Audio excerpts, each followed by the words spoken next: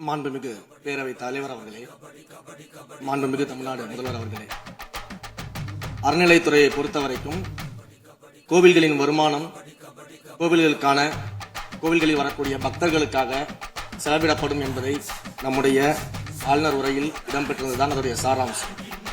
இன்னொன்று, சமீபத்தில் வெளியிடப்பட்ட திருமண மண்டபங்கள் மற்றும் வணிக வளாகங்கள், அந்த பணிகள் துவங்கப்படாத பணிகள் நிறுத்தப்பட்டது என்பது, இந்த பணிகளை பொறுத்த வரைக்கும் நாம் ஆராய்ந்த வரைக்கும் அந்த கோவில்களில் பொதுமக்களுக்கு தேவையான அடிப்படை வசதிகள், பொதுமக்களுக்கு தேவையான தங்குமிட வசதிகள், பொதுமக்கள் பக்தர்கள் வரப்போது அவங்களுக்கு தேவையான அடிப்படையிலான கழிப்பறை வசதிகள் போன்ற இந்த வசதிகளை மேம்படுத்துவதை காட்டிலும் இவர்கள் கமர்ஷியலாக கோவில்களுக்கு திருமண மண்டபங்கள் கட்டுவதிலும் வணிக வளாகங்கள் கட்டுவதிலும் அதன் மூலமாக வருவாய் ஈட்டுவதை மட்டுமே குறிக்கோளாக வைத்துக் கொண்டு இந்த திட்டங்களை துவங்கியதன் காரணமாக மேலும் அதன் மீது பல்வேறு நீதிமன்ற வழக்குகள், ஸ்டே ஆர்டர்ஸ் இருப்பதனால நாம் அதையெல்லாம் ரத்து செய்து அறிவிச்சிருந்தோம்.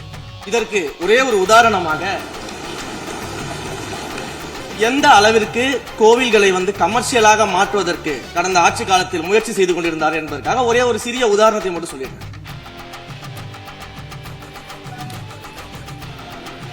அருள்மிகு குன்னூரில் இருக்கக்கூடிய அருள்மிகு விநாயகர் திருக்கோயில், ஏறத்தாழ அந்த கோயில்கள் இருந்து கோயில் நிதியை பயன்படுத்தி 10 கோடி ரூபாய் மதிப்பில ஒரு மல்டி லெவல் கார் பார்க்கிங் வசதியை அந்த கோயிலுக்கு ஏற்படுத்துவதற்கான திட்டத்தை இந்த அரசு அனுமதித்திருக்கிறது.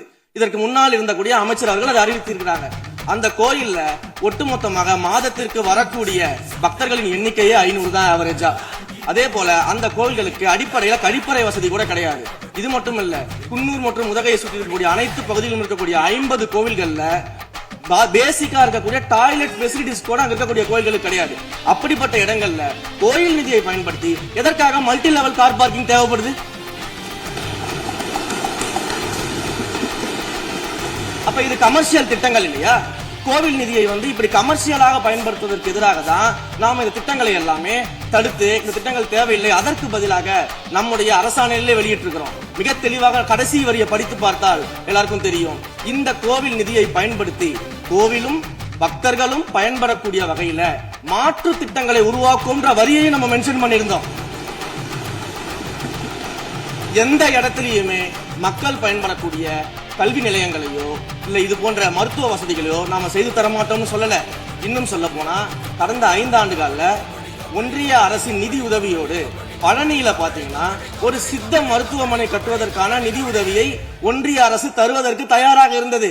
ஆனா கடந்த ஆட்சியில அந்த திட்டத்தை அப்படியே கடப்புல போட்டு கேட்டா ரெக்கரிங் செலவை எங்களால ஏத்துக்க முடியாது அப்படின்னு சொல்லி கடப்புல போட்டு வச்சிருந்த இந்த திட்டத்தை நாம இன்றைக்கு கையில் எடுத்து அதை துவங்குவதற்கான ஆய்வில் இறங்கியிருக்கிறோம். அப்ப எந்த இடத்திலையுமே மக்கள் பயன்பெறக்கூடிய திட்டங்களை நாம தடுக்கவும் இல்ல, நாம யாருக்கும் பி டீமாக இருந்து வேலை செய்ய வேண்டிய அவசியமும் இல்ல. கோயில்களின் நிதியை ஒரு காலமும் கமர்ஷியலாக பயன்படுத்த வேண்டிய அவசியமும் மாண்புமிகு தமிழ்நாடு முதலமைச்சர் தலைமையிலான தமிழக வெற்றி கழகத்தின் ஆட்சிக்கு தேவையும் இல்லை.